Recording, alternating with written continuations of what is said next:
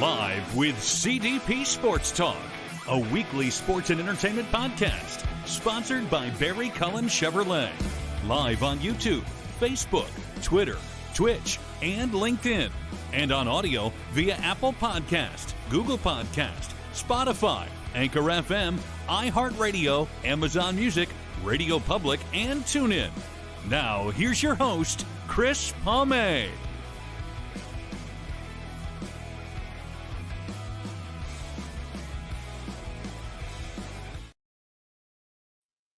Good afternoon, everybody. Welcome to Season 8, Episode 14, overall $3.99 of Live with CDP Sports Talk, sponsored by Barry Cullen Chevrolet Dealership at 905 Woodlawn Road West in the Guelph Auto Mall. Check out barrycullen.com for the newest selection of new and pre-owned GM vehicles, or give them a call at 519-824-0210. Tell them Chris Palme, aka CDP, sent you, or you can email the dealership at info@barrycullen.com. Live with CDP Sports Talk is on weeknights from 8 p.m. to 9 p.m. Eastern on radio station WQEE 99.1 FM in Noonan, Georgia, the home of Southern Talk and Sports. I hope everyone's doing well on this Monday, May 20th, 2024. Happy Victoria Day holiday here in Canada. And for my American audience, next week, I believe next Monday, May 27th, is the U.S. Memorial Day holiday as well. So anyways, anyone watching and listening, happy Victoria Day holiday. And I hope everyone's doing well. I just got back from the Toronto Argonauts CFL training camp at the University of Guelph, did some more player interviews, and I will post some of that tonight on my social media. And it's been a busy weekend. I'm looking forward to my guest today. This is her second appearance on my show, first in about a year, and her name is Campos. She is a bilingual communications professional with a background in news reporting, public relations, the nonprofit sector, and now she's in the tech section as well. And I'm looking forward to having Barbara Campos come on today and talk about her new career in the tech section as well. Good afternoon, Barbara. How you doing? Hi, Chris. I'm doing so well. Thank you for having me. Yes, it's the second time. I believe the first time was like maybe about a year ago, huh? Where has the time gone? Where has the time gone? Yeah, where has the time gone? Well, so much has changed. I look completely different, and now I'm doing a completely different thing too. So a lot has changed. We got a lot to catch up on. Well, congratulations on your career change. And are you able to tell us a little bit about your career change and on why you decided to leave the broadcasting media industry? Absolutely. So if we're just being honest, so I really, really did enjoy my broadcast career. It was great. But so I did that for about 4 years.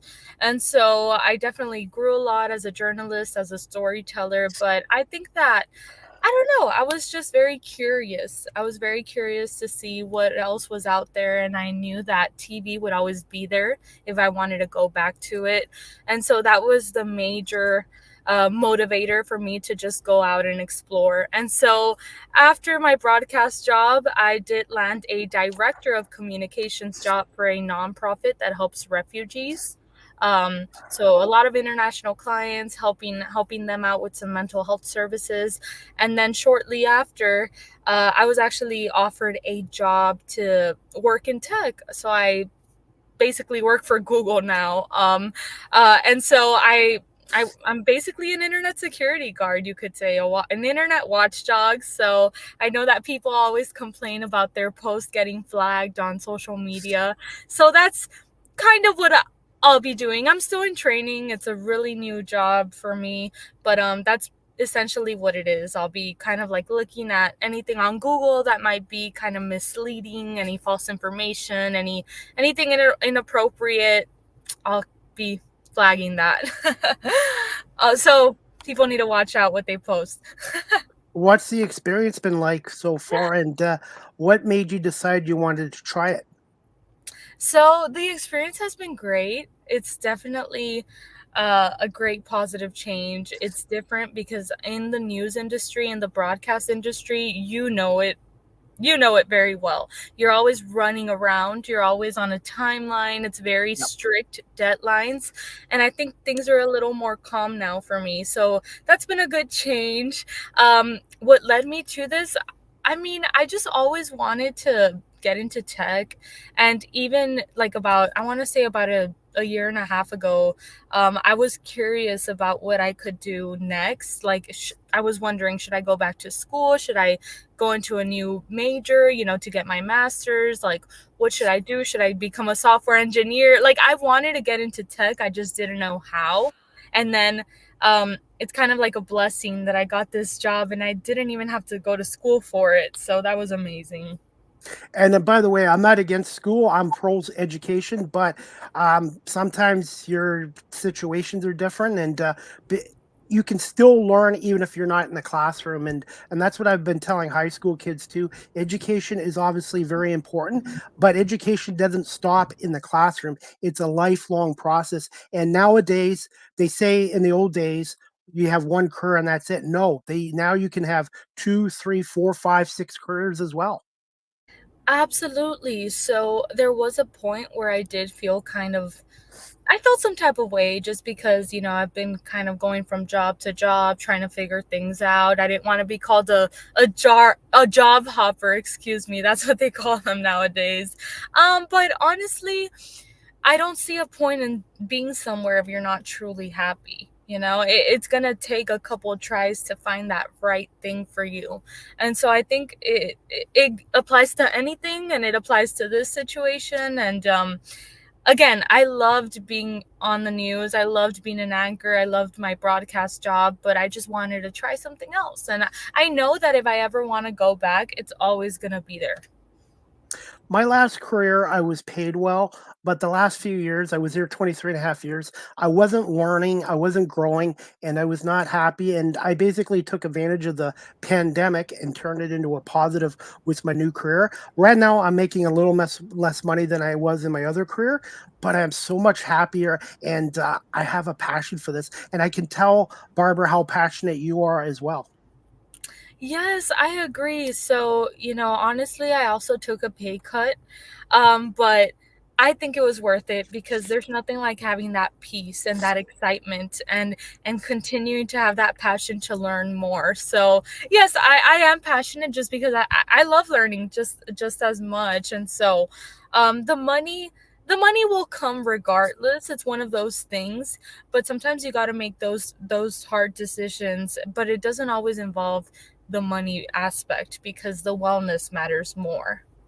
Absolutely. And by the way, age is just a number. And another thing I wanted to talk to you about is mental health as well. It's important that you look after your mental health.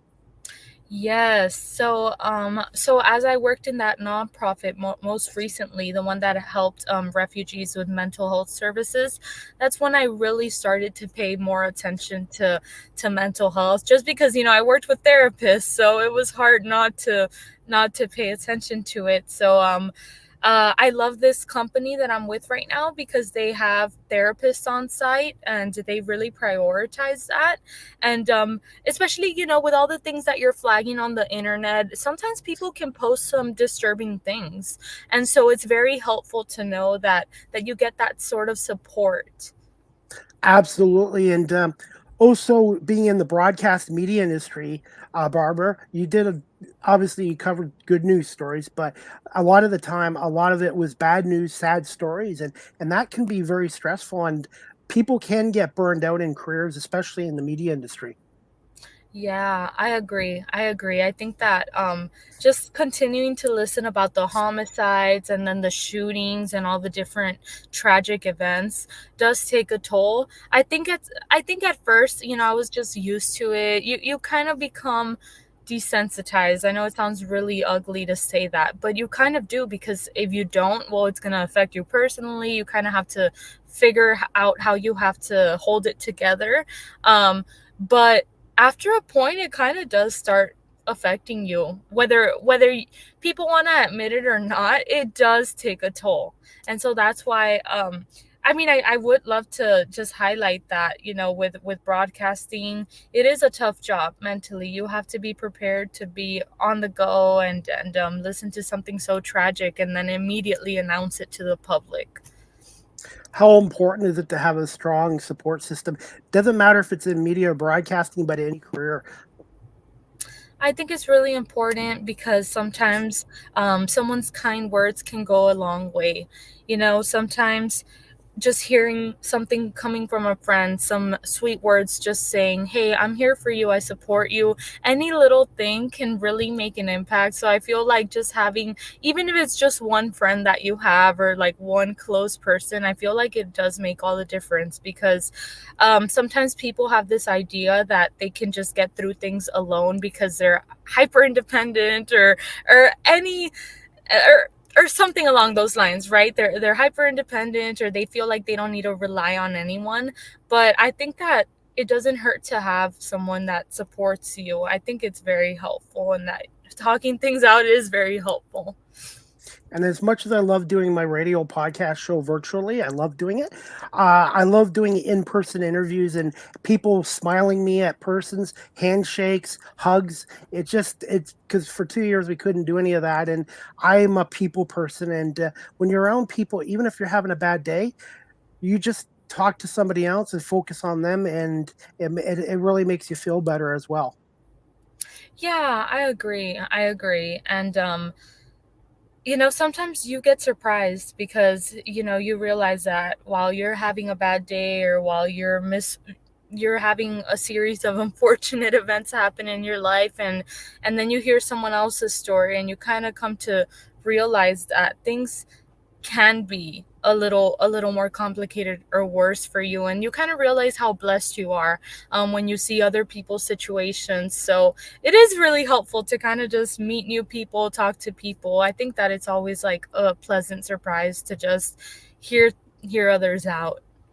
And that's why I love doing the media industry too. Is even if I'm having a bad day or something's going on, when I'm focused on what I'm doing, which I'm very passionate about, and talking to other people, hearing their stories, I just focus on that instead of myself, and that's how I deal with things.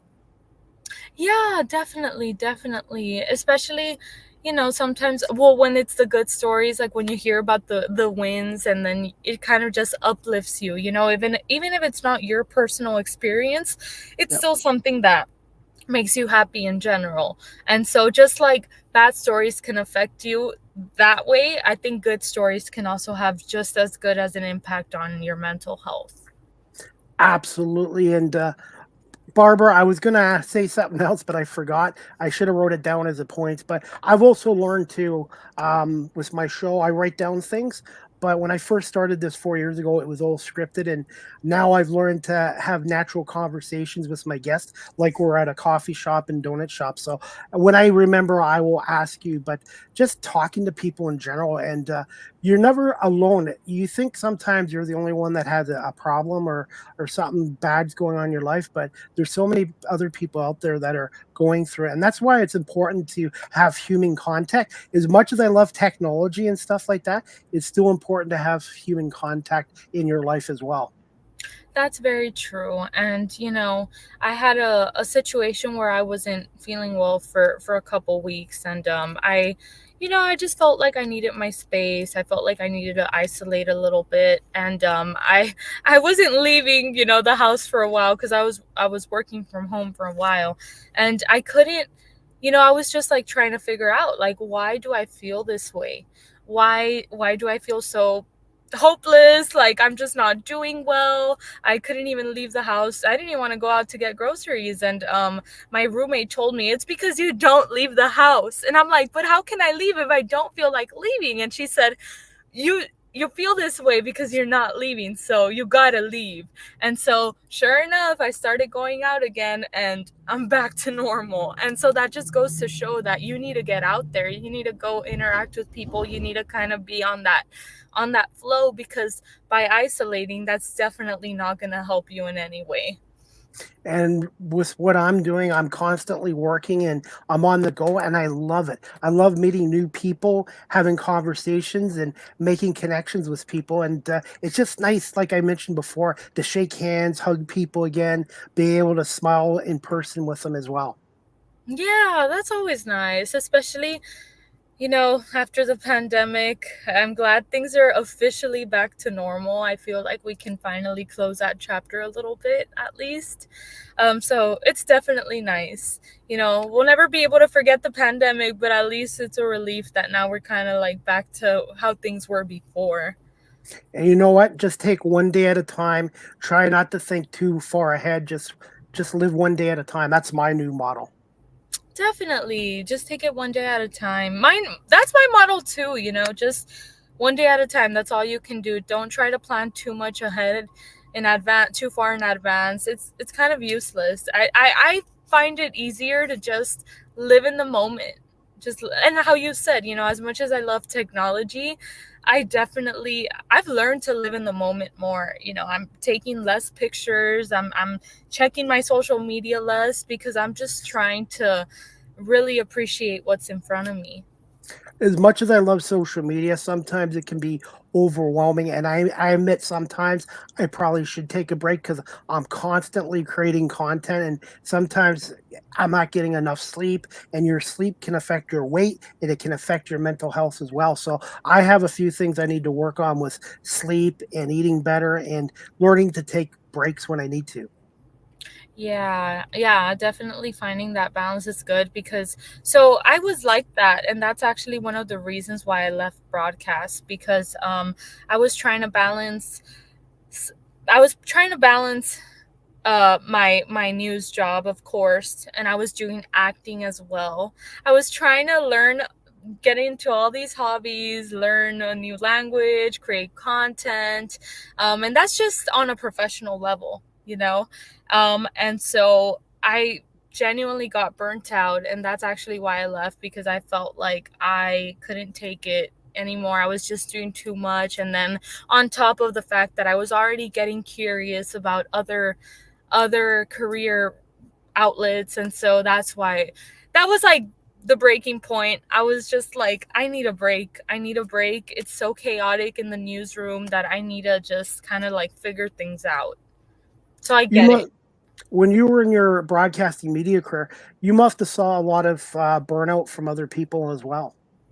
Oh, yeah. Yeah, definitely. I mean, it's surprising, but the turnaround rate in news is very high. And it's just because of the nature of the job, the fast-paced job. Many people just don't make it their lifelong career anymore. There's a lot of people coming in and out, and that's just the reality of it. And when you go in that career, I'm doing radio, but I've seen the TV side doing camera work. You have to go in at 24/7. If you don't, you won't be successful in that industry from what I've seen. Yeah, definitely, definitely. I know that the job requires being on call a lot, of course, because news never stops. It requires holiday work, and then nowadays it's not like back in the day when reporters had their photographers with them. Now, the reporter has to do everything herself, so that's pretty stressful in itself because, it's not just about writing the story. Now you got to film it. Now you got to drive to location. Now you got to make sure you're driving safe, but all while thinking of the story that you're about to write while being on the deadline. And it can get very stressful because sometimes you only have 1 hour to do everything, and then you have to edit your story, and it's just a lot. It can really, working in that fast pace is fun, but after a while it will get you tired. Absolutely. Hey, you mentioned it before, but can you tell us a little bit about your acting career? Are you still doing some acting at some point? Absolutely, yes. So, I have been acting for about 10 years now.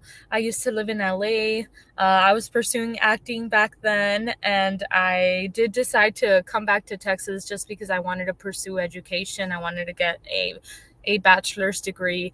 I didn't want to be one of those people that waited too long to get a degree, and so that's why I left California.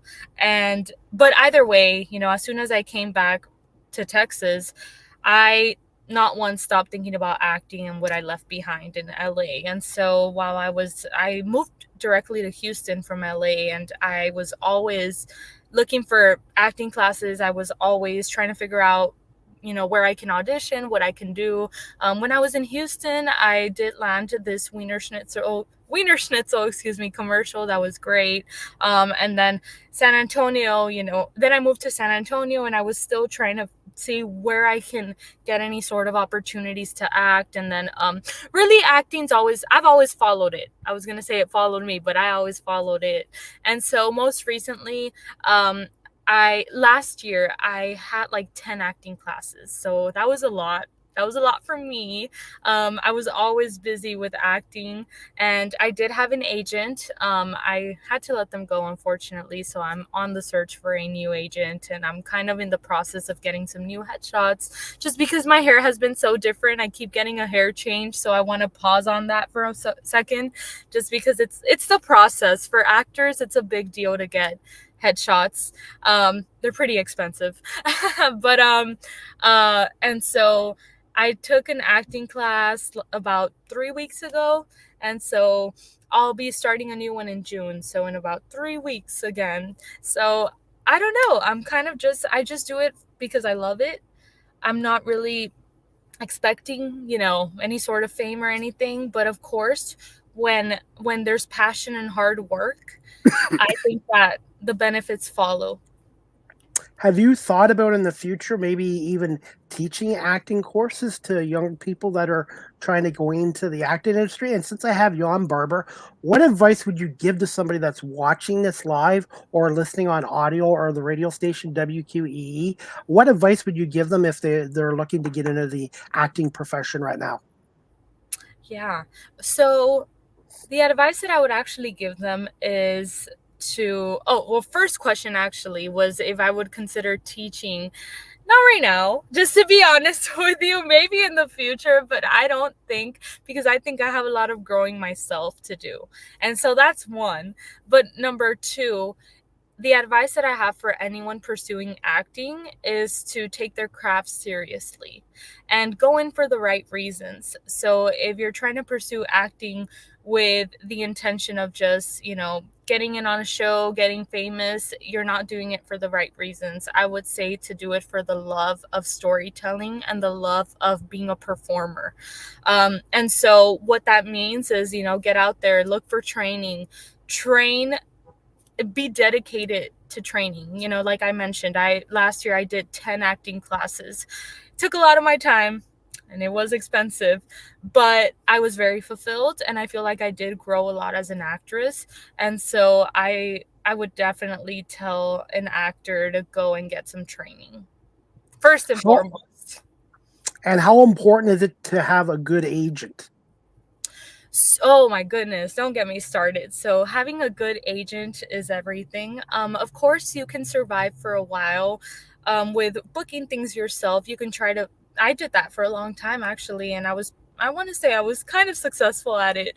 But when it comes down to it, a representative is very important. I just had an agent, and I unfortunately had to let them go. I had to stop the contract with them because I did feel like I wasn't getting enough support from them. I feel like I was submitting my auditions to them, and I didn't feel like they were vouching for me enough. And so um, I just had to stop, even though they were a very reputable agency with a very good name here in Texas. I had to watch out for myself. And so, I just want to, another word of advice for actors is don't feel like you have to be intimidated by your agent, and don't feel like they're doing you the favor, because it's a collective job. It's a collective effort, excuse me. And so I feel like you both work together. It's not one without the other. It's a team effort, really. Absolutely, yes. And so I know that a lot of actors, go in thinking that the agent, yes, the agent has a lot of power, and I absolutely agree, because they have all the contacts to get you those good auditions. But I definitely think that people should not feel like intimidated by their agent. I feel like they should have a good working relationship with them, but not a relationship to the point where they can't speak up, where the client can't speak up for themselves. And so that's why I had to let go of my agent, because I felt like I couldn't speak up for myself and it wasn't in my best interest anymore. How competitive is the acting industry? And one thing I wanted to ask you about is how important is it to build connections in the acting industry as well as the media industry as well? Yeah, so it's very competitive, just like the media industry in general, the broadcast industry as well. I think that well, I'm in Texas, and so in Texas, the focus is different. I think it's growing a lot. The film scene is growing a lot, actually. But Texas is known to have commercial jobs. So you're going to find a lot of commercial types of bookings here in Texas. That's what they focus on. Um, so it is probable that you can land a national commercial out here. But, New York, LA, that's where you find more of the movie gigs, the TV show gigs. But like I mentioned, Texas is growing, so there are a lot of shows that are being filmed in Texas. So it's getting more and more likely that you'll have the opportunity to audition for some of these shows. But that's where your agent comes in. If you have a good agent, they will get you those auditions to those high profile shows, versus small independent projects. And it is very competitive. I know that agencies here have thousands of clients, as expected. I think that the film industry, a lot of people want to get into it. I think that there's a lot of good talent out here, so I'm not surprised. I'm really not. And how important is it being bilingual as well, not just in the media broadcasting industry, but for the acting industry as well? That's a great question. I never understood how important it was to be bilingual until I literally landed a job in Austin because I am bilingual. And, it was just something that I grew up with. I'm a border baby. I grew up in the border of Mexico and the United States. I was just used to speaking English and Spanish, and I never really thought much of it. And then one day I get hired as a Spanish news reporter in a major city, in the capital city of my state. And I realized, wow, being bilingual is important. And so I definitely think I've I've really my appreciation for the Spanish language has really, really grown just because of the fact that it's gotten me so far. And through the course of my career, I've also had an interpreter job as well, a Spanish interpreter job, which has been great. I mean, I wouldn't have been able to land any of this if I wasn't bilingual. So that's why I feel like it's definitely a major thing. I think that here in Texas we might take it for granted just because there's so many Hispanics, but in general it appears to be a big deal. I have a cousin who's from Chicago, and she asked me if they were paying me more in my job for speaking Spanish, and I told her no, they don't do that here in Texas. I mean, we all speak Spanish here in Texas. And she's like, "Oh, really? That's so weird because here in Chicago they do pay you more for speaking Spanish." And I'm like, "Wow, okay." So, I guess, getting out of Texas, you kind of realized how much of a bigger deal it is. Now, for someone like me, I speak English and I did a little French when I was earlier being here in Canada. But let's say I wanted to get into Spanish. Do you find is Spanish very difficult to learn, or is English still the hardest language to learn? In your opinion, thoughts on that? That's a really hard question because honestly, I don't even know if I can answer that question because I was born into speaking Spanish. And so I see my friends struggle all the time. They're trying to learn Spanish and it's not as easy as it looks. And I wish I could have some input, but I'm just not too sure. But I will say this. Even though I grew up speaking Spanish, I went to the Austin market. I was hired and everything to do this job in Spanish only, and my Spanish was not that good. I want to say that my Spanish is at this certain level now due to my news job, of course, but I thought I knew Spanish, but I really didn't. And so it was even difficult for me. And I'm a native speaker. So I'm just trying to say how it probably is hard. If I'm a native speaker and I struggled, I can't imagine how struggling to learn Spanish. Since I have you on here, Barbara, how do you say hello, how are you in Spanish? Hola, ¿qué tal? Or hola, ¿cómo está? Or there's just different ways. The next time I have you on my show in the future, I'm gonna try to learn some Spanish and I'm gonna work at it.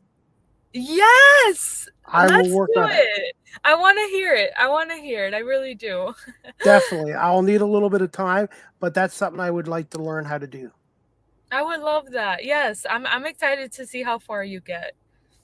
Hey, Barbara, before we get to some more questions, what has been some of your favorite roles doing commercials or um, roles in acting so far in your career? Yeah, so I would say one of my all-time favorites, it's this film that I produced. I it's a short film. It wasn't really a big deal. It was more of a low budget type of thing. But I just loved it because I was so involved in it. And so it was a role about a girl who well, the role sounds really bad, but it was the fact that I worked on that project. It was about this girl who was a gold digger, but that's definitely not the point. The point is that I really put in some hard work and some sweat into that project, and so that was definitely the one that sits close to my heart. The short film's called Walks Away. When you're acting, I guess it depends on the producer and director. Are you able to ad lib or change a little things up at times? Yes, yes, you are. If it feels natural to you, you are. But like you said, it just depends on the director. It depends on how different you're trying to change it. If it's one or two words, it's not really a big deal. But usually, you do have that flexibility. Yes. And when you're in a TV show or in a movie, do you prefer being the villain or playing the good guy? It's a great question. I think I honestly prefer playing the villain. A lot of Yeah. people say that too. And I know pro wrestling is scripted, but I've had some pro wrestlers on too, and they call them baby faces as good guys and heels as bad guys. And a lot of them prefer to play the heel because they can be more themselves and do things differently than being the baby face good person. Yeah. I mean, for me, I feel like playing the good guy would just be playing myself. So I think that I love a good challenge and I want to play that bad guy just to have more fun with it and just to challenge myself as a character. Because if I'm just playing someone that's kind of like me, it won't really be a challenge. I mean, it'll be easier, sure, and that's good, right? But you're looking to grow and expand your skills more. Barbara, what I should do after is I should put you in touch with one of my friends. He's out in Los Angeles and he's a producer, director, and he's an actor. His name is Nino Shimino. I've had him on my show a couple times, and I should put him in touch with you. And he makes his own movies and stuff like that, and he's a really good guy. That'd be great. I was just in LA. I was just Yes. there not too Yeah, long Nino. ago. Yes, so I've hit it off with him, and I have some other friends that are actors too, and I just have so much respect for the industry, and I love learning about different professions, not just sports. I love my sports, but I just want people to know that I can do more than just sports. And I think in any career you do, you might not be the best at everything, but I think it's important in any career to learn as much as you can because it makes you more balanced in that industry that you're in. I agree. I agree, definitely. And I admire you, Chris, for being so interested in all these different industries, and you're just doing a great job as well. Thank you so much, Barbara. Do you have 5 more minutes? You okay for 5 more? Absolutely. Yes. Okay. All right. Yes. Because I have a couple questions I prepared for you. And I wanted to ask you about this because I read it off your LinkedIn profile. But how did you become Director of Development and Communications with the Center for Survivors of Torture in the Austin, Dallas, Texas area? Yeah, so it was during that time that, like I mentioned, I was looking for a new job. While I was in news, and it honestly just happened from like one moment to the other. I just applied on a whim on Indeed. And next thing you knew, the executive director messaged me while I was in acting class. And she asked me if I was available for an interview tomorrow at the time. And then I said, yeah, of course, you know. And so, I did the interview the next day. We talked for about an hour, over an hour. And she kind of just hired me on the spot. But the thing is that organization, it just resonated too much with me. It's to help refugees with mental health services, and I'm from the border. I've been around immigrants my whole life, refugees as well.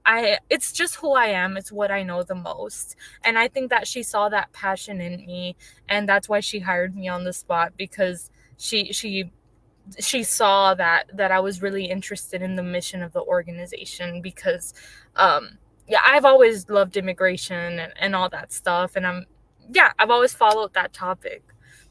Well, and I was born in Canada, but my great grandparents came from Hungary, and everybody, wherever they live, their grandparents or great grandparents or before them, they've moved from country to country. So to me, everyone in this world is an immigrant at some point.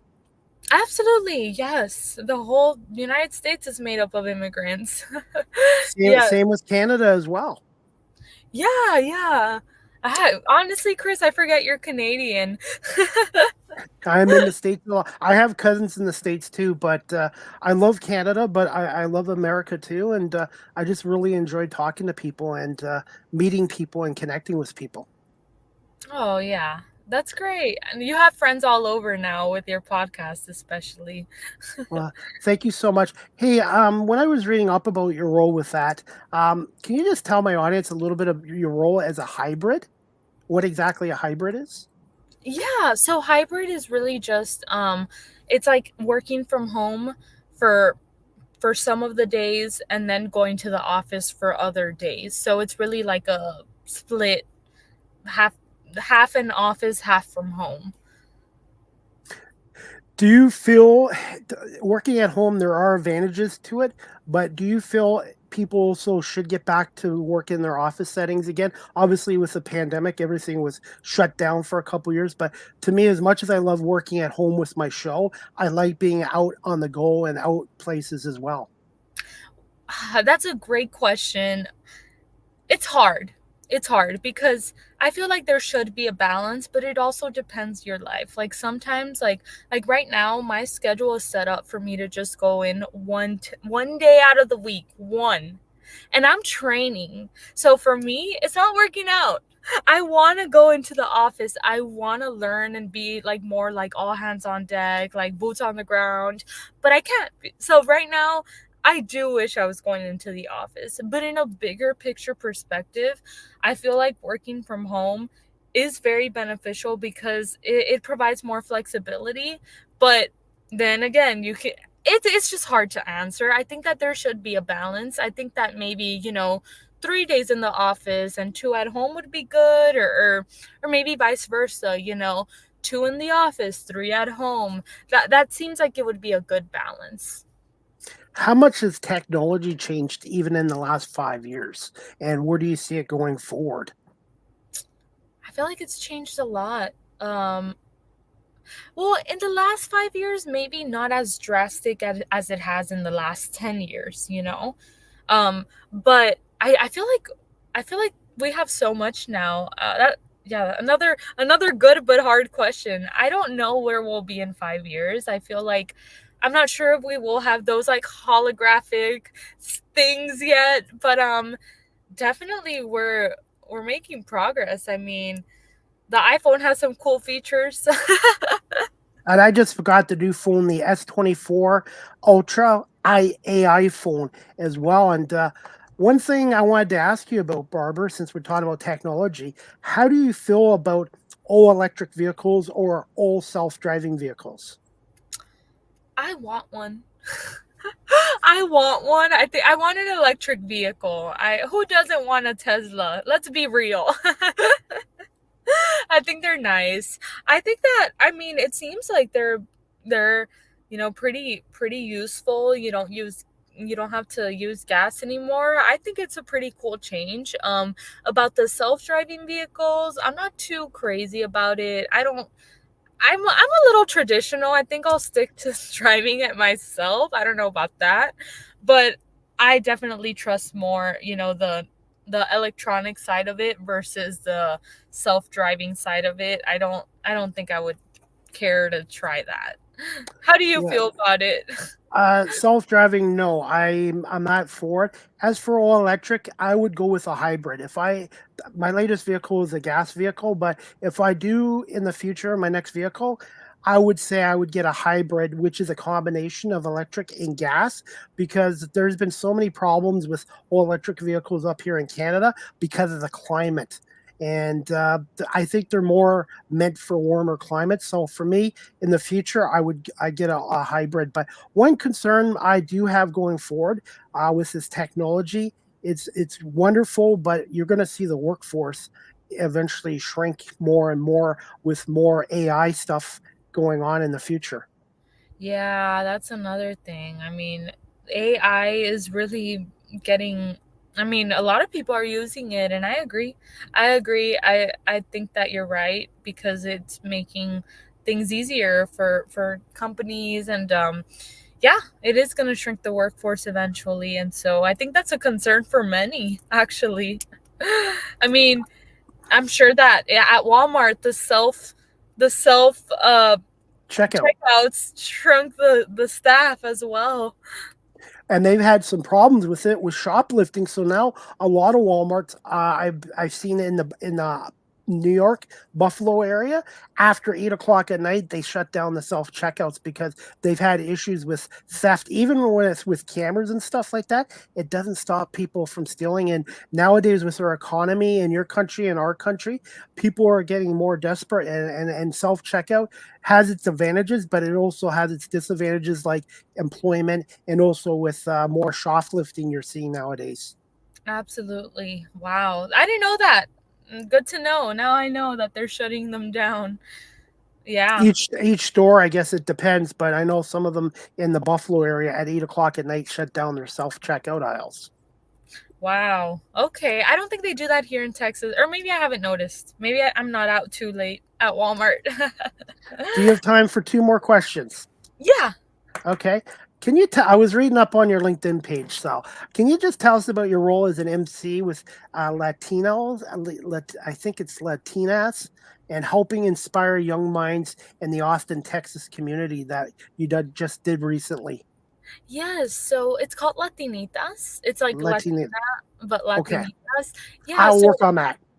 yes. Deal. So it's a nonprofit that it's for like young girls who want to get into STEM fields. So basically like in tech, or science, technology, engineering, or mathematics fields. And so it basically they have like workshops for young girls, that are like STEM related, and it helps them, gauge their mind to inspire them. So yes, they asked me to be an MC because I've been pretty like involved with this organization, and I was their MC for their second conference in a row, and so that was great. And shortly after I got my tech job, and so I felt like I was kind of like it was tech was always something that I wanted to get into because I've been involved with this organization for a long time, and then it finally went into play. What advice would you have somebody? I'm now learning to do public speaking for high schools, but being an MC, what advice would you give somebody if they're going to do public speaking at some point? Oh my goodness. I think that well, it's hard because you're going to get nervous. It's natural. Even I got a little nervous at first cuz it had been a while since I got into like a crowd, and because of course I stopped broadcasting. But I would say to just relax, like as best you can, because um it's really not that bad. It's really not that bad to be speaking in front of people. I think that know your script. That's another one. Know your script. Know your talking points. Try to memorize that as much as you can, or learn that. Know what you're talking about. Know your content, because unfortunately, I got my script last minute and I had to read my whole script. But I wish that I would have, gone a little more prepared and known a little more. So just know what you're saying and just try to just not be stiff. Just try to just relax and just Be act like you're yourself. talking to a friend. Be Yeah, just act yourself. like you're talking to a friend, and that's when it'll work out better. Barbara, you won't believe this, but when I was younger, back in elementary school, high school, I hated public speaking. I would avoid it. I would always sit in the back of the classroom. I would always try to, I guess I kind of shrink from the spotlight. And now getting older in life, I'm going to be 52 in June, by the way. I love it. And I'm just be myself. The way I'm talking to you now is the way I would talk to you if we met in person. Yeah, I love that. I get you. I'm the same way too. Like, I feel like now I'm letting loose a little better. It comes with experience and time, right? Absolutely. And reps. The more you do something, the more comfortable you will be. And I agree with you on do your homework and prepare. And I try to do that with all my guests. Try to read up on my guests and try to find fun facts about them or something that the audience might not know about, or find a subject that will get my guests to open up a little more too. Yeah, good. You do good. Some of these questions are good. Before we wrap this up, we talked about this in the green room, but what have been some of your favorite vacation spots you've visited recently?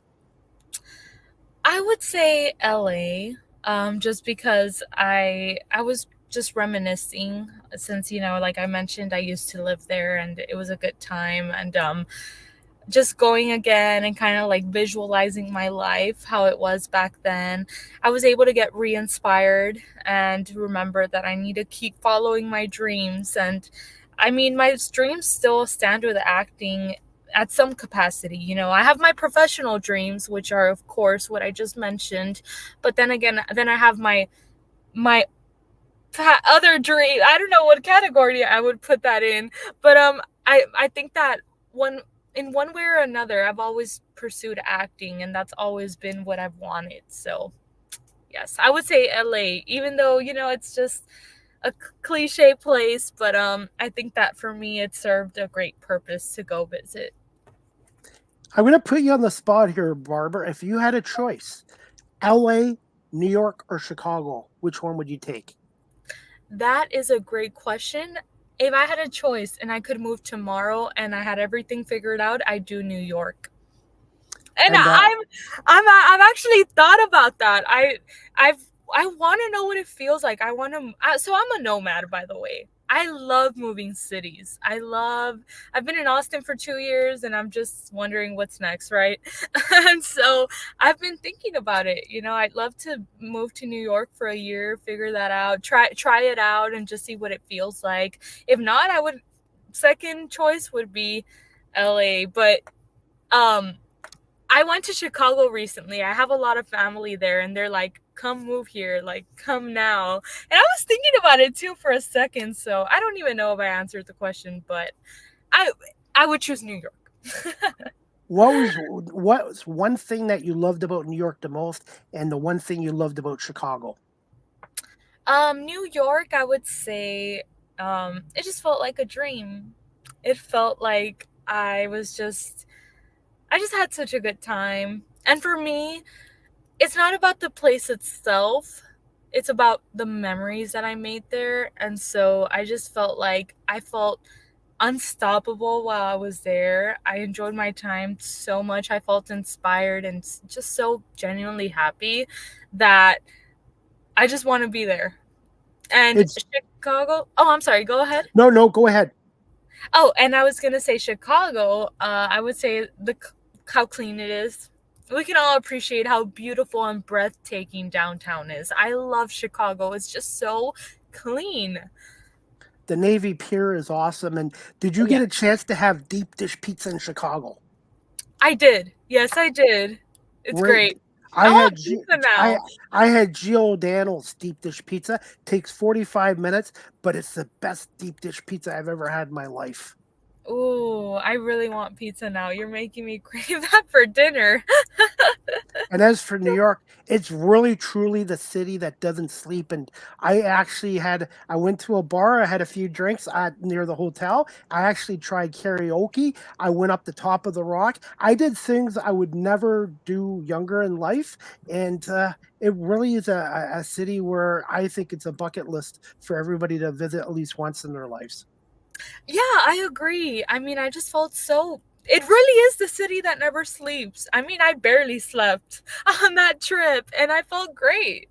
I was just full of energy. I was excited and yeah, I agree. Everybody listening, you need to go visit New York. And also, I'm going to put a plug here. Buffalo, New York, too. By the way, it's not just a great sports city. Great food, great drinks, and they love their music. And they have the downtown area of Buffalo has reinvented their waterfront as well. It's a big city, but it has a small town feel to it. So, Barbara, if you ever get a chance, check out Buffalo and the Niagara Falls area. I absolutely will. Absolutely. And we're going to wrap this up. I do this now with all my guests. It's a new segment. It's called Some Fun Facts About My Guest. And what's one or two fun facts about yourself that your audience and my audience might not know about you? Oh gosh, I don't know. Now I'm really on the spot. Well, now the audience knows I do acting, so I can't use that one. I mean, I mentioned I was learning a language, so I was learning Italian. Is that a fun fact? Yes, it is. Absolutely. And since you're in the Dallas, Austin, Texas area, I've never been to Texas, but what makes Austin, Texas, or the state of Texas a great place to live and work? And why should somebody come and visit Texas in the future if they've never been there? Because we're friendly. We're just the best people you'll ever meet. That Southern hospitality. And what's the best Texas food to try? Tacos. Oh, I love Mexican food. Yes, Mexican food. Not everywhere though, but if you go to the right places, you no Tex-Mex, just authentic Mexican food. Do you like hard or soft tacos? I love tacos, but I prefer the soft ones. Soft ones, yes. Soft chocolate. Spicy or non-spicy? It depends. It depends the level. I like green salsa, so if And I it's love green and it's mild, it's good. and I love guacamole. I have to have Oh guacamole on yes. anything. Homemade is the best. Yes, yes. With a little bit of salt, yes. And finally, Barbara, we're going to wrap this up. But where can my audience follow you on social media and some of your latest? Do you have any acting gigs or jobs coming up in the near future? I don't. I don't right now. I'm working on it though. I will soon and I'll let you know. But for now you guys can follow me on at the Barbara Campos. So it's all together at the Barbara Barbara Campos Campos. You can follow me on all social medias, basically TikTok and Instagram, Facebook. Do you have a website yet? I don't. Maybe I should make one. I actually have a website. It's not a big one, but it's on beacons.ai/Christy Palme. And I post all my social media sites and all my digital content there as well. And I'll send you a link to my website and you can see how it's set up. Okay, yeah, show me. Absolutely. And again, and Barbara, I did put down Twitter X, but I don't think you're active on there like Instagram. I'm not. I'm not. Yeah. Okay. So Instagram's the best bet. But hey, I would go ahead. No, yes, I said yes, Instagram and TikTok. Definitely. Barbara, I was going to say thank you for giving us over 53 minutes of your time today. And I just want to say thank you so much and continued success in the tech sec. And I'd like to learn more about what you're doing behind the scenes because I think that's intriguing what you're doing. And also, before I let you go, it's our Canadian holiday here today. Happy Victoria Day for my Canadian audience. But I want to wish you and your family and friends next Monday happy U.S. Memorial Day holiday. Thank you so much, and happy Victoria Day to you as well. And it's my pleasure to be here, Chris. I'm gonna be on here again in a couple months to fill you in on everything happening. Deal, and I will be in touch with you about my friend Nino, and we'll see what we can do for you. But I love connecting people with other people as well, and I really appreciate your friendship and support in coming on my show tonight. Thank you. I appreciate your friendship too, and I'd appreciate that. I'd love to chat with your friend. Thank you so much. Okay, well, you have a great night. Just give me a little bit of time and I'll send you an audio, a video copy of our show. And I've learned how to edit video. So I'm going to send you a couple of clips if you'd like to share them on your Instagram or your social media pages. Perfect. Thank you. Okay, Barbara, well, you have a great night and we'll be in touch with you soon. You too. Talk soon. Bye, Chris. You too. Bye. All right, guys, I hope you enjoyed season 8, episode 14 of Live with CDP Sports Talk. That was my guest, Barbara Campos, as well. She's now working in the tech sec, but she's also an actress, and she's also a former anchor and reporter with CBS News in the Austin, Texas area as well. Guys, before we wrap up our show, I was in Buffalo, New York this weekend for game 2 of the National Lacrosse League Finals between Albany Firewolves and the Buffalo Bandits. And before game 2 at the KeyBank Center, where the Bandits won 15-13 to win back-to-back NLL championships, I did a pre-game interview with one of their fans, one of the Buffalo Bandits fans in Banditland, they call them, and her name is Chelsea, and she's also a season ticket holder. And I'm going to air the interview I did with Chelsea from the KeyBank Center in downtown Buffalo Saturday afternoon. And guys, if you've never been to a Buffalo Bandits game or a lacrosse game, indoors or outdoors, check out the sport of lacrosse. These guys are talented, skilled, and hardworking, and Buffalo loves their lacrosse, and they had 19,070 fans at the game Saturday night, and Banditland is truly special. And I'm going to air the interview right now with one of the members of their Banditland fan support. By the way, this is courtesy of my YouTube channel. Make sure you hit the subscribe and like notification. This is my interview with Chelsea from Banditland. Chris Palme here, radio host of Live with CDP Sports Talk, weeknights from 8 p.m. to 9 p.m. Eastern on WQEE 99.1 FM in Noonan, Georgia. Today, I'm here at the KeyBank Center in downtown Buffalo for tonight's National Lacrosse League Finals matchup, Game 2 between the Albany Firewolves and the Buffalo Bandits. And I have a member of Banditland here today, and I'm going to get her thoughts on tonight's game and the Buffalo Bandits in general. Hi, how are you? Can I get your first name?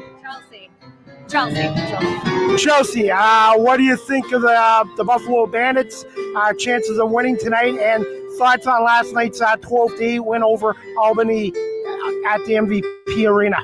Listen, I think their chances are fantastic. They played a nice game last night. They have to stick to the basics and just know it's just another game. And at least we're back in Banditland. So, I mean, that's a big thing. They win tonight and we're champions for year 2. Did you travel down to Albany last night? No, I did not travel to Albany. I had a party at my house with a bunch of my friends. Lots of food, lots of drinks, and it was fantastic. How did you become a Buffalo Bandits fan and fan of the game of lacrosse? So back in 2008, one of my friends from school actually said, hey, you want to go to a Bandits game? And it was the championship game in 2008. And so I came to the game, and then ever since then, I've been an on and off season ticket holder, and I just fell in love. What do the Buffalo Bandits mean to the city of Buffalo and this area? Oh my gosh. I mean, as everybody knows, it's, Bills Mafia, Bandits Mafia, the Sabres. I mean, but Bandits, it's just a different atmosphere. It's just a bigger atmosphere. It's loud, and it's always just bumping, and and they can win. So it's definitely the atmosphere, and to Buffalo, we love the Bandits. What's your favorite Bandits chant at the KeyBank Arena? So I sit in 117. It's got to be the box chant. And who are some of your favorite Bandit players over the years? Over the years, we have Stainhouse, we have Tavares, and then who else? Ryan Benesh, of course, which I may get hate for that, but that's okay. Ryan Benesh has always been one of the favorites.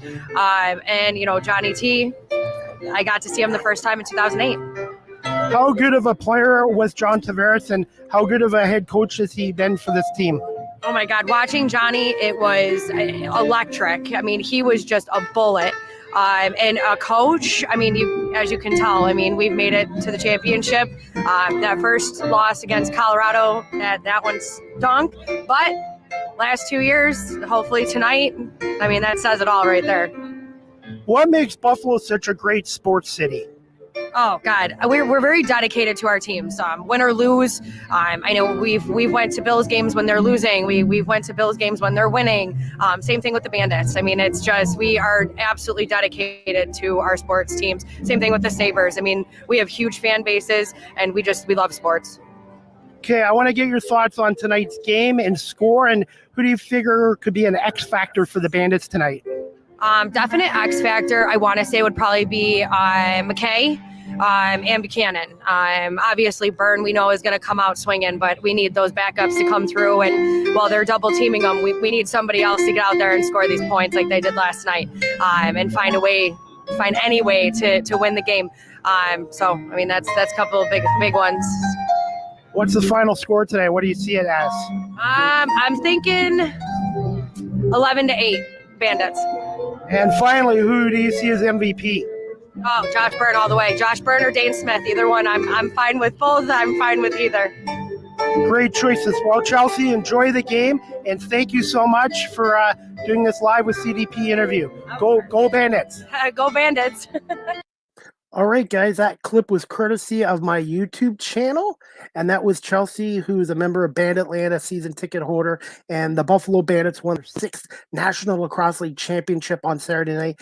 15-13 win over the hardworking, talented, young Albany Firewolves team. And I want to say thank you to Ryan Slobolski, media communications for the Buffalo Bandits, for giving me freelance media opportunities this year with the Buffalo Bandits. And I want to say thank you to John Gerkler, Steve Bermel, for coming on my show this year.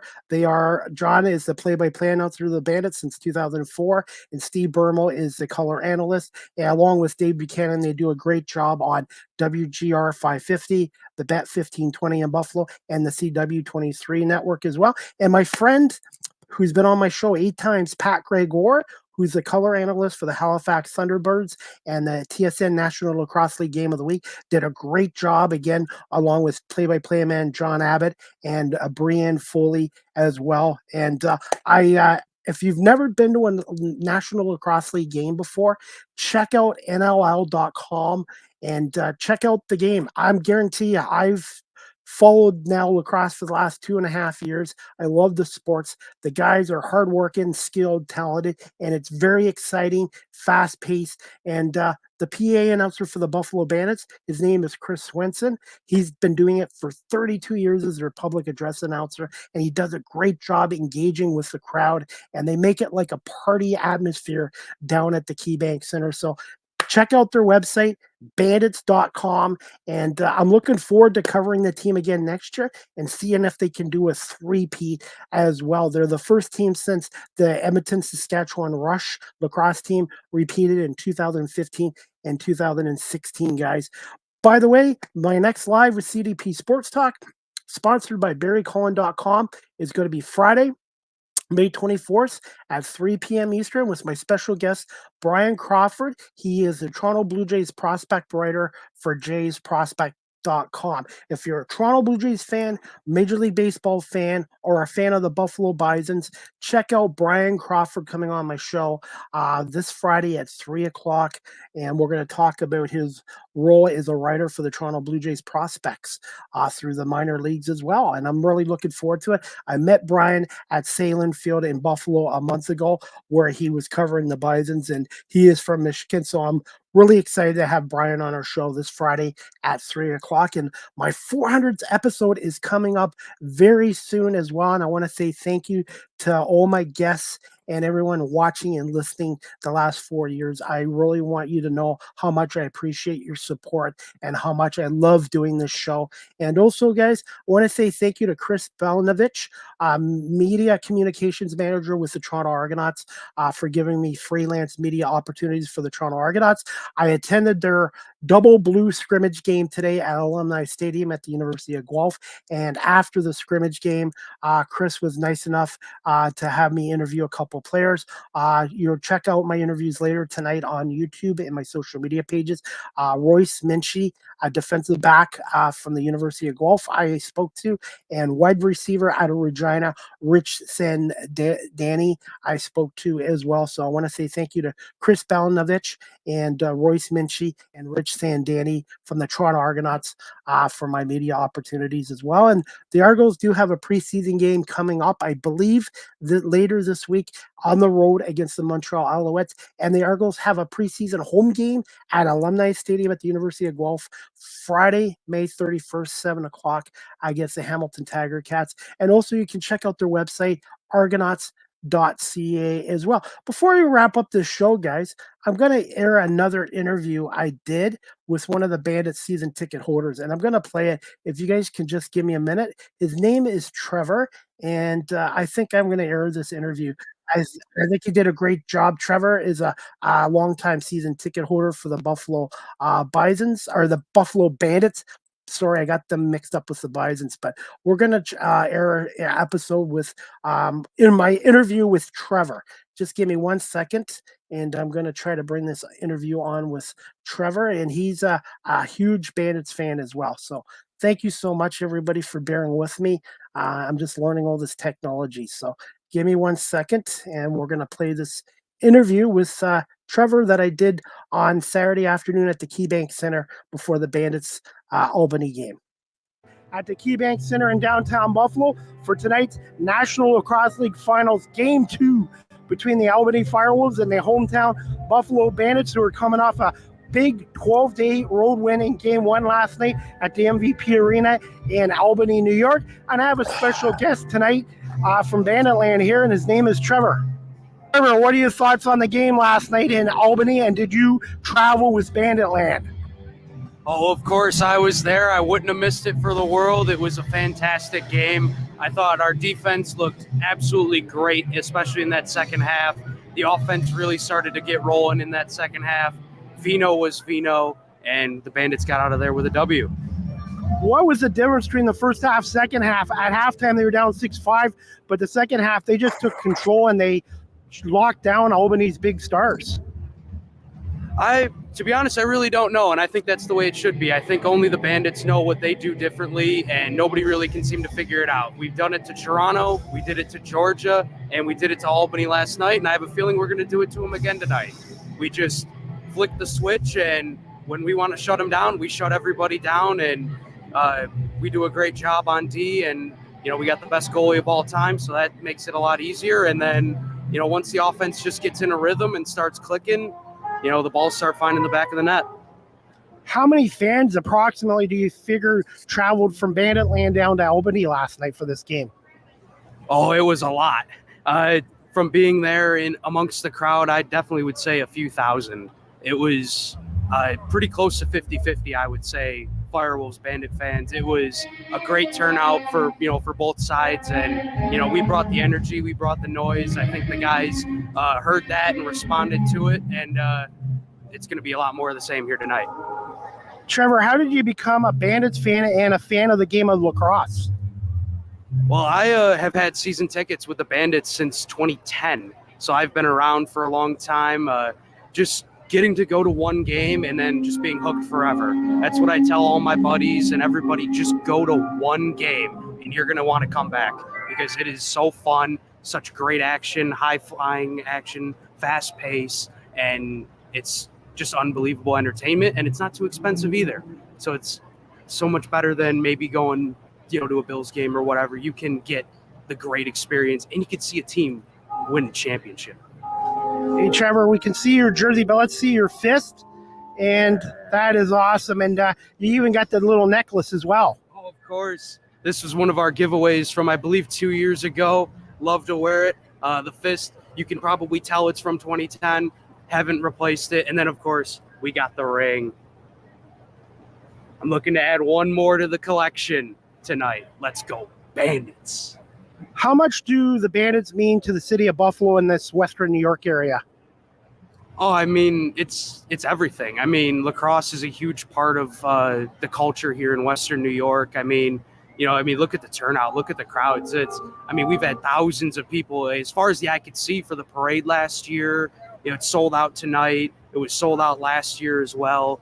It means everything to the city, and I think the fact that they won the championship last year, really was able to show that how much it means, and like the support was just unmatched, and you can really see it with the people who show up and everything. And finally, thoughts on the game 2 tonight, and who do you see being an X factor for the Bandits tonight? Well, I mean, I'm a little bit nervous, of course. That's just how I am for these playoff games, but I'm very confident in the Bandits that they're going to get the win tonight. Somebody who I think doesn't get talked about enough, that has had really a stellar playoffs, has been Kyle Buchanan. He has been all over the loose balls, rebounds, second chances. He got at least one last night, if not two. I can't even remember. But he has been all over the place. When he's picking up those loose balls and getting those opportunities for us, it completely changes the game. And how do you see this score working out tonight? An MVP maybe? Score, I'd have to say maybe similar to last night, maybe a little bit more, 13-10 Bandits. It'll be a close game. I know Albany's not going to quit. They're a great team. But the MVP, I mean, the MVP of the league is Josh Byrne. I think it's got to be Josh Byrne. If not Byrne, I think Matt Vince is a great candidate as well. And finally, what's your favorite Bandits chant at the arena here at the KeyBank Center? My favorite chant? It's a classic. I love the box chant. And any final thoughts? Let's go, Bandits. Bring it home, baby. Woo! Thank you so much, Trevor, and good luck tonight to your Bandits. Thank you very much. I appreciate it. All right, guys, that clip was courtesy of my YouTube channel. That was Chelsea and Trevor, who I had the pleasure of interviewing in pregame at the KeyBank Center. And again, the Bandits 15-13 win over the Albany Firewolves. Congratulations to John Tavares and the Bandits. And also congratulations to Glenn Clark and the Albany Firewolves, who last year were 3-15. And this year they went 11-7 in the regular season. And then they upset Halifax and San Diego in the playoffs and fell two wins short of winning their first ever National Lacrosse League championship. I think the Firewolves are on the right path, and I think they're going to be a contender next year as well. And I'm really looking forward to the 24-25 National Lacrosse League season as well. Guys, we're going to wrap this up. As always, check out the Cambridge and District Humane Society at 1650 Dunbar Road in Cambridge, Ontario. 519-623-7722, or visit their website at cambridgehumanesociety.org. There's been some good news lately. Clifford finally got adopted, and also Elvis Basset Hound was adopted as well. As much as I'm going to miss those dogs, Clifford and Elvis, I am so happy they found forever homes and families, and I love volunteering there. And by the way, guys, they're doing a monthly 50-50 draw at the Cambridge Humane Society. You can get tickets at the office at 1650 Dunbar Road, or check out the Cambridge Humane Society website at cambridgehumanesociety.org, and you can get your tickets. And I bought my ticket as well. Finally, as always, guys, live with CDP Sports Talk, a weekly sports and entertainment talk show. I can do more than sports. Hosted by yours truly, Chris Palme, is on weeknights from 8 p.m. to 9 p.m. Eastern on WQEE 99.1 FM, The Key, the home of Southern sports and talk, the heartbeat of Atlanta. Our radio station website is wqeefm.radio12345.com, and check out Live with CDP Sports Talk tonight at 8 o'clock. Live with CDP Sports Talk is live streamed on these platforms: YouTube, Facebook, Twitter /X, Twitch, LinkedIn, and now available on Instagram. Follow me on Instagram, Chris Palme, as well. And also, guys, I am on Cameo.com. If you're looking for a personalized video message from yours truly and want birthday wishes, pep talks, or just ask me a question about my radio show or sports or anything in general, all proceeds will go to my radio and media work as well. So check out Chris Palme on Cameo.com and book your Cameo tonight. Also, guys, you can check out my website, beacons.ai/Chris D. Palme.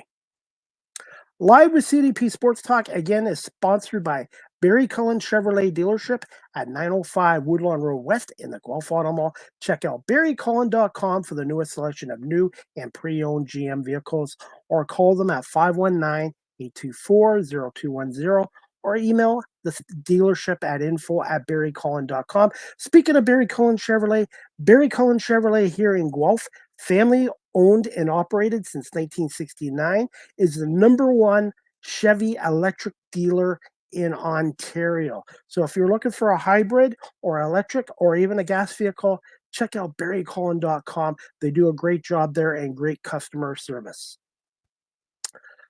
Check out Chris Palme or Live with CDP on TikTok. Yes, I'm on TikTok.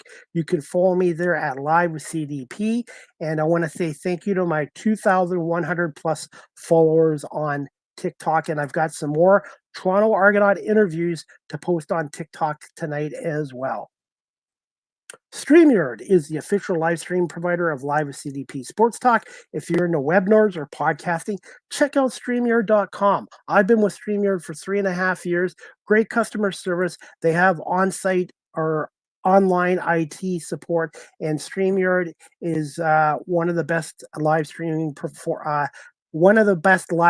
services out there. And if you're a business, contact StreamYard.com for their business plans as well. Live with CDP Sports Talk, the audio version is on these platforms: iHeartRadio, Amazon Music, Google Podcasts, but soon to be YouTube Music, Spotify for podcasters, Apple Podcasts, Breaker Podcasts, Pocket Casts, Spotify, Castbox, LinkedIn, Pandora, and TuneIn. Unfortunately, my show is no longer on Radio Public, but it is on YouTube Music. So check out Live with CDP Sports Talk on YouTube Music. It's available now. Finally, you can email or text Live with CDP Sports Talk at cpalme19@gmail.com, or you can text the show at 519-820-7188. Any comments, questions, suggestions, any kind of feedback, positive, negative, good, I would greatly appreciate it as well. Finally, I want to say thank you to my guest today, Barbara Campos, who's now in the tech sec, and she's a former anchor and reporter with CBS News in Austin, Texas, and she's an actress, up-and-coming actress. Thank you to Barbara Campos for coming on here today as well. And again, next Live with CDP Sports Talk, brought to you by Barry Cullen Chevrolet here in Guelph, Friday, May 24th, 3 p.m. Eastern, was Brian Crawford, Toronto Blue Jays prospect writer for jaysprospect.com. So if you're a Toronto Blue Jays fan, Buffalo Bisons fan, or a Major League Baseball fan in general, check out Live with CDP this Friday, May 24th, 3 o'clock, with Brian Crawford. And I want to wish everyone in Canada watching this live stream or listening on audio a very happy Victoria Day holiday here in Canada. And again, wishing my American friends and family next Monday a happy Memorial Day holiday in the States next Monday, May 27th. That's it, guys. And also, if you're in the Guelph area this week, obviously the Argos aren't practicing tomorrow, but check out Mike Hogan on Twitter/X for updates on the Toronto Argonauts training camp schedule. Their practices and training camp are open to the public, and I believe their next one is Wednesday. But check with Mike Hogan on Twitter/X for updates with the Toronto Argonauts schedule. And before I wrap this up, I've got a comment. Let's see. Davis Langhoff. Thanks, man. Going to pour one out for you. All right. Well, Davis, thank you for your comment. Thank you for watching as well. I really appreciate it. And again, I want to say thank you to Barbara Campos for coming on, and everybody watching this live streamed and on my audio platforms. And thank you to WQEE 99.1 FM, the exclusive home to Live with CDP Sports Talk, and Barry Cullen Chevrolet. I hope everybody enjoys the rest of their Victoria Day holiday here in Canada, and we'll see you back here Friday, May 24th at 3 p.m. with Brian Crawford. Good night, everybody, and enjoy Game 7 of the Stanley Cup Finals playoffs tonight between the Canucks and Oilers. The winner takes on the Dallas Stars.